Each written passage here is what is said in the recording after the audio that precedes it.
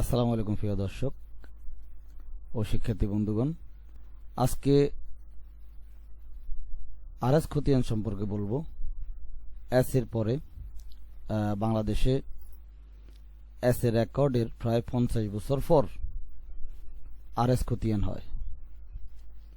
S এর রেকর্ডের প্রায় 50 বছর পর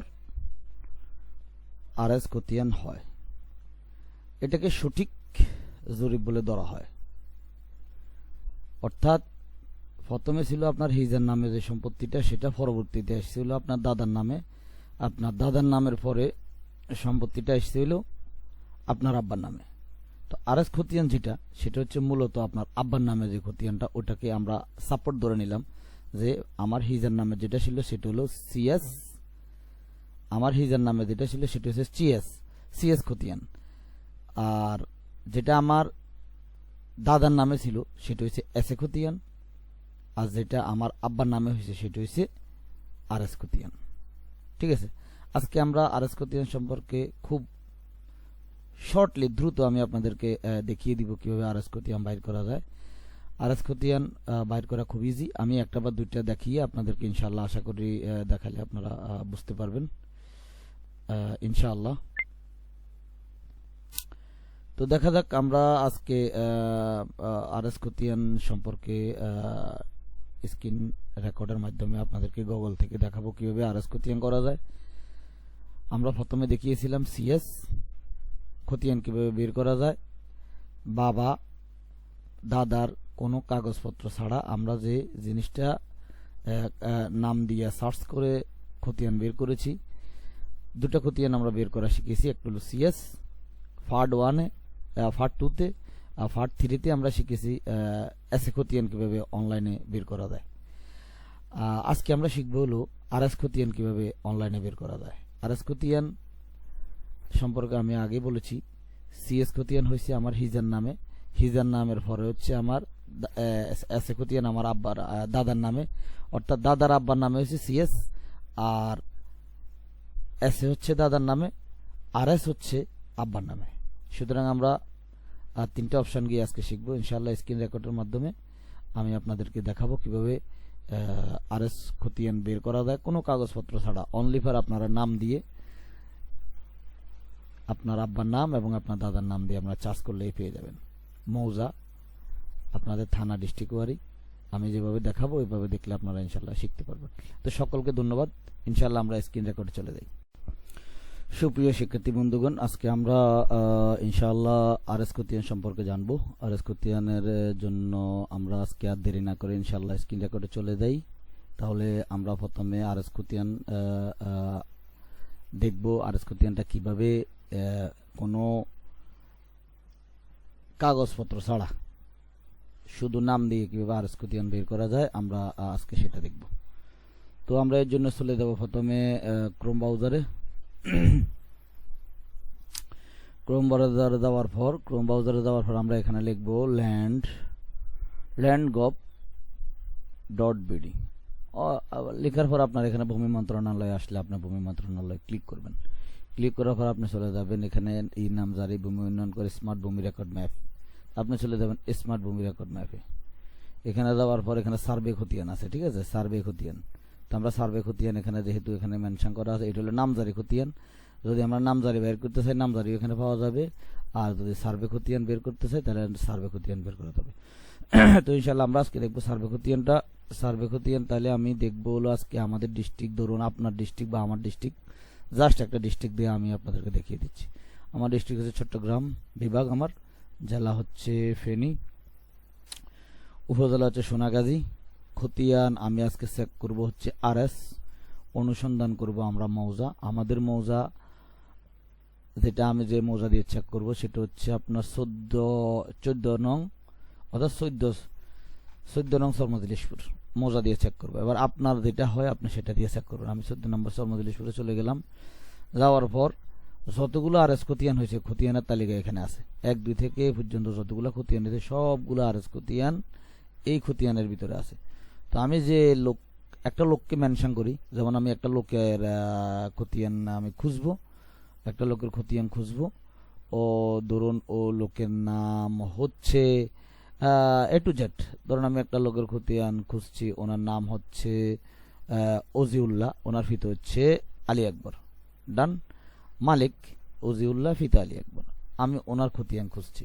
তাহলে ওনার প্রথমের নাম আমরা এভাবে ক্লিক করব। ক্লিক করার পরে আমরা এখানে দেখব এর খতিয়ান নাম্বার হচ্ছে 10, এর আরএস খতিয়ান নাম্বার কত? 10। দখলে মালিক অজিউল্লাহ, ফিতা আলী আকবর, শাং নিজ, এর দাগ নাম্বার আছে 989, 1056, 1058, 1059, 1118। ঠিক আছে, এই দাগ নাম্বার দিয়ে আমরা লিখে রাখবো, এবং আমাদের প্রয়োজন হলে আমরা এখানে খতিয়ানের আবেদন করতে পারবো। এই জায়গায় খতিয়ানের আবেদন করলে আমাদেরকে খতিয়ান দিয়ে দিবে। যদি আমরা এছাড়াও যদি যেটাকে সইমুরি নকল বলে, সইমুরি নকল অর্থাৎ আপনি কোর্ট থেকে যেটা আপনার নকল আনবেন, ওইটার জন্য আপনাকে খতিয়ান আগে জানতে হবে। তাহলে আপনি বলবেন খতিয়ান নাম্বার 10, আমার দখল মালিক হচ্ছে অজিউল্লাহ মঞ্জুর, ফিতা আলী আকবর, সাংনিজ। তাহলে কোর্ট থেকে আপনি সইমুরি নকল নিয়ে আসতে পারবেন। আর যদি অনলাইন খতিয়ান আপনার প্রয়োজন হয়, তাহলে আপনি খতিয়ানে ক্লিক করলে, এখানে অনলাইন খতিয়ানে তখন আপনি ক্লিক করবেন, খতিয়ানের আবেদন ফরম, জেলা প্রশাসকের নাম, এখানে আপনি আপনার জাতীয় পরিচয়পত্র নাম্বার দিবেন, এখানে আপনার জন্ম তারিখ দিবেন, এখানে আপনার মোবাইল নাম্বার দিয়ে আপনি যাচাই করবেন। যাচাই করার পর এখানে সম্পূর্ণ কিছু আসার পরে, ঠিক আছে, আপনি পেমেন্টটা কিসে করবেন? বিকাশে করবেন, তাহলে বিকাশে ক্লিক করবেন। যোগফল আছে কত?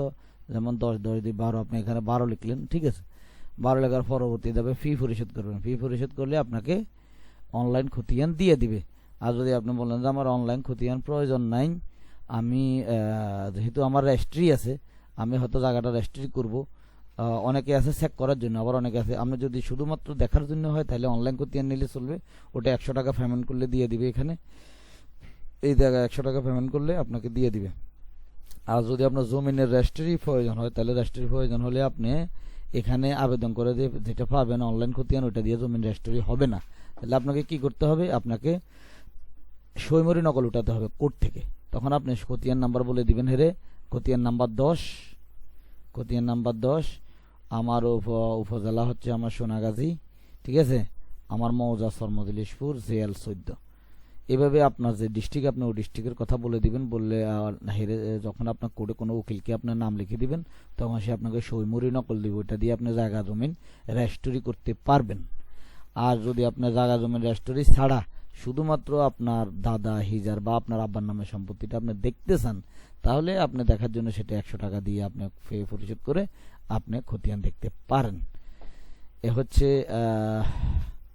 আমাদের মোট আপনার সার্ভে খতিয়ান দেখার সিস্টেম। তাহলে সার্ভে খতিয়ানে আমরা আজকে আরএস খতিয়ান দেখলাম। আরএস খতিয়ান আবারও আপনাদের গাতারতে দেখাই। আরএস খতিয়ান দেখার জন্য আপনাকে বিভাগ নির্বাচন করবেন। যেমন চট্টগ্রাম, যেমন ধরুন আপনি জেলা হচ্ছে ফেনী, যেমন উপজেলা হচ্ছে সোনাগাজী। খতিয়ানের ধরন হচ্ছে যেমন আরএস। অনুসন্ধান হচ্ছে কোন মৌজা আপনার, যেমন মৌজা হচ্ছে ধরুন আপনার 14 নং সরমদিলিশপুর মৌজা। আপনি যে লোকটাকে খুঁজছেন ওই লোকের নাম, যেমন আপনার আনুমানিক আপনি একটা লোকের নাম খুঁজছেন, যে লোকের নাম এবং আব্বার নাম মিল থাকতে হবে। শুধু লোকের নাম আবার আব্বার নাম না মিল থাকলে হবে না। যেমন ধরেন অলি আহমদ, ফিতা সালামতুল্লাহ বা সালামতুল্লাহ, অলি আহমদ, বিস্তারিত জানার জন্য অলি আহমদ, ফিতা সালামতুল্লাহ। ঠিক আছে, আপনি যদি অলি আহমদের সম্পত্তি খুঁজেন, তাহলে অবশ্যই অলি আহমদের সালামতুল্লাহ অর্থাৎ এর ফিতার নাম আপনি সঠিকভাবে জানতে হবে।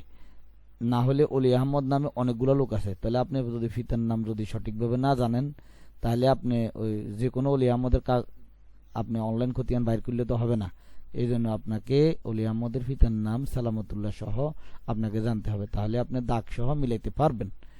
এটা হলো 1 নাম্বার। ধরুন আপনি অলি আহমদেরটা বাইর করেন। এখন আপনি যদি বলেন যে না আমি আরো কোনো লোকের নাম বাইর করব, যেমন ধরুন এখানে যদি আপনাকে বলেন অলি আহমদ, অলি আহমদের নামে আরো অনেক অলি আহমদ থাকতে পারে। যেমন ধরুন আপনি যে লোকের খতিয়ান বাইর করবেন, ওনার নাম হচ্ছে আইয়ুব আলী। আপনি যে লোকের খতিয়ান বাইর করবেন, যে লোককে আপনি খুঁজছেন, ওনার নাম হচ্ছে আইয়ুব আলী, ওনার ফিতার নাম হচ্ছে বজলুর রহমান। তাহলে ফিতার নামের সাথে নামের আইয়ুব আলীর ফিতার নাম বজলুর রহমান হলে, তাহলে আপনি এই নামটা দিয়ে সার্চ করবেন, যেমন আইয়ুব আলী। ঠিক আছে, আইয়ুব আলীর আমি ওখানে ডিটেলস যাই। খতিয়ান নাম্বার হচ্ছে 27। ঠিক আছে, খতিয়ান নাম্বার 27, এরপর হচ্ছে আইয়ুব আলী, এর ফিতার নাম হচ্ছে বজলুর রহমান। সুতরাং যার নাম সার্চ করবেন আপনি, যার খতিয়ান খুঁজছেন, হের নাম প্লাস হের আব্বার নামের সাথে মিল রেখে আপনি খুঁজবেন। তাহলে আইয়ুব আলী নামে মনে করেন আরো 50 জন আইয়ুব আলী আছে, কিন্তু তাদের পিতার নাম সবাই নাম ফজলুর রহমান না, যার কারণে আপনাকে আইয়ুব আলীর সাথে সাথে আইয়ুব আলীর পিতার নামটা মেনশন করে আপনাকে খুঁজবেন। তাহলে এইভাবে আইয়ুব আলী ফজলুর রহমান পিতা এই সম্পত্তিটা আপনি কি পেয়ে গেলেন। ওকে, এখন আপনি শুধু একটা খতিয়ান না, আইয়ুব আলীর ফজলুর রহমানের আরো খতিয়ান আছে, আমরা দেখি, আবারও দেখি। আইয়ুব আলী ফজলুর রহমান একটা খতিয়ান পেলাম, আইয়ুব আলী আইয়ুব আলী আইয়ুব আলী আহসানুল্লাহ আইয়ুব আলী আইয়ুব আলী। এভাবে আমরা যখন আইয়ুব আলী খুঁজবো, আইয়ুব আলীর নামে আরো খতিয়ান থাকতে পারে,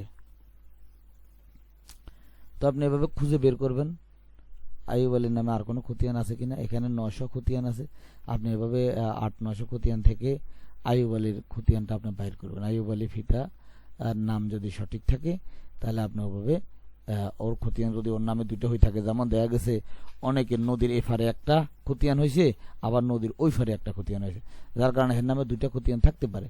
তো আপনি সঠিক তথ্য দিয়ে যদি দেখতে চান, তাহলে পুরো এখানে যে 800-900 খতিয়ান আছে, 900 খতিয়ান পুরোটাই আপনাকে চেক করতে হবে, না হলে আপনি পুরা খতিয়ানগুলা কি পাবেন না, পুরা খতিয়ান বা হের নামের হিস্সাগুলো আপনি বাইর করতে পারবেন না, যার কারণে আপনাকে পুরোটাই চেক করতে হবে। ঠিক আছে,